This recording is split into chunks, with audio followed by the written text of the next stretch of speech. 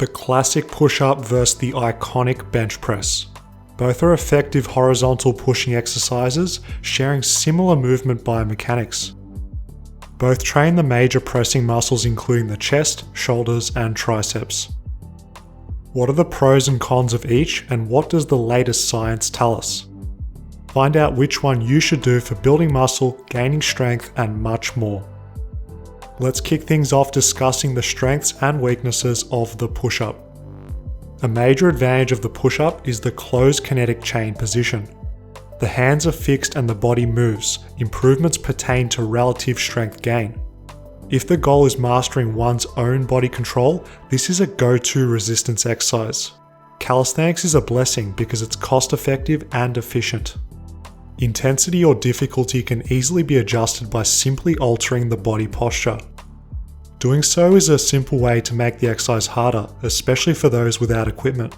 Honestly, this is the big pro of push-ups. No fancy gear, no training partners, just the desire to improve by adjusting relative loading. For those getting more advanced with push-ups, training unilaterally provides a host of benefits. You're now pressing a greater percentage of your body weight through forcing one side to work harder at a time. Modifications will increase muscle activation, increase difficulty, and serve to keep the push-up challenging and productive. The push-up is truly a holistic exercise thanks to what's happening at the scapula. The shoulder blades are free to move organically from retraction to protraction. The mission at FitnessFAQs is to make the weighted push-up a much more popular exercise. We get all of the aforementioned benefits, plus the simplicity of overloading with weights. Intensity is easily adjustable to suit your strength level and desired rep range. The technique can be kept consistent, which is going to ensure reliable, repeatable, objective, and quantifiable calisthenics. The key for safe weighted push-ups is having a dip belt placed on the mid-back. This is optimal for allowing that fluid, unimpeded scapular motion every single rep. We can now train the push-up with sufficient intensity to yield a highly effective training stimulus. The common criticism of the push-up are negated when adding external load. Otherwise, pick any weighted push-up alternative which suits your equipment, availability, and preference. A disadvantage of push-ups is when using incorrect intensity and training parameters, it can really misalign with the goals that you're trying to achieve. Sets of 30 plus push-ups are going to be ineffective for building strength and muscle. Failing to use harder progressions or add external resistance is going to leave super high rep push-up people frustrated and lacking results. Band push-ups in theory sound like a good idea, but in reality, they aren't ideal. Despite being low cost and accessible, band push-ups are ineffective for overloading the bottom range of motion. The setup is awkward, intensity is unpredictable, and the earlier options for increasing difficulty are much preferred. Another push-up problem is the core can be a limiting factor. If the ab muscles do fatigue, a set is going to have to be prematurely stopped, robbing the upper body of those precious gains. This is just one of a few reasons why the bench press may be preferable.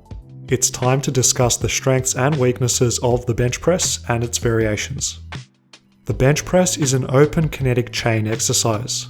The body is fixed and the hands are moving. Improvements relate to absolute strength gain. If your goal is hoisting heavy stuff and improving the bench press for its own sake, keep benching every Monday. In all seriousness though, straightforward progression is a major benefit of the bench press.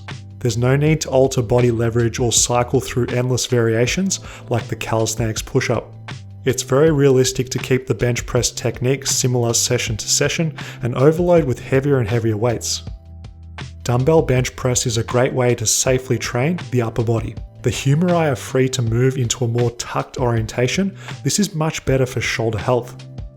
Additionally, the range of motion is increased at the shoulder. This is arguably an important muscle building variation. A final pro of the bench press is that it can maximally stress the upper body without being limited by core strength. Those purely looking to grow a thicker, stronger chest, shoulders, and triceps can overload these muscles without any restriction. Here's a few considerations regarding potential weaknesses of the bench press. The main con of the bench press is the likelihood of increased injury risk. Due to the exercise setup, the scapula is blocked by the bench. Correct pressing involves keeping the scapula retracted during every rep. Compared to the push-up, we're not getting that full range of motion, organic scapular motion. Those who bench press quite frequently should definitely include full range of motion scapular work elsewhere in their program to mitigate injury risk and the potential downsides. In addition to this, as long as you're doing other exercises which work the antagonist muscle groups, if you are benching, you should be fine, don't be scared. The downside of bench pressing is the risk of a pec tear is a very real possibility. Going heavy is both a blessing and a curse. You need to be smart, you need to listen to your body to avoid this from happening. The other potential downside of benching is concerning poor technique. Flaring the elbows increases susceptibility to a host of rotator cuff pathologies. But with that said, this same negative can also happen with incorrect push-ups as well. The final limitation by comparison with the push-up is that you need special equipment, generally requiring a gym. Additionally, a safe bench press generally requires a spotter. These aspects of bench pressing aren't deal breakers, but had to be mentioned in this video for our consideration. Now that we've summarized from an in the trenches perspective, what does the science say? A 2015 study showed that when volume and intensity is equal, EMG muscle activation in prime movers and strength gain is comparable. It's no surprise similar movement patterns produce similar results.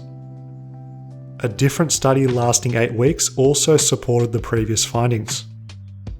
Plyometric push-ups combined with bench press training was superior for 1RM gains compared to just benching by itself. The theory is push-ups augment gains via the recruitment of high-threshold, fast-twitch motor units.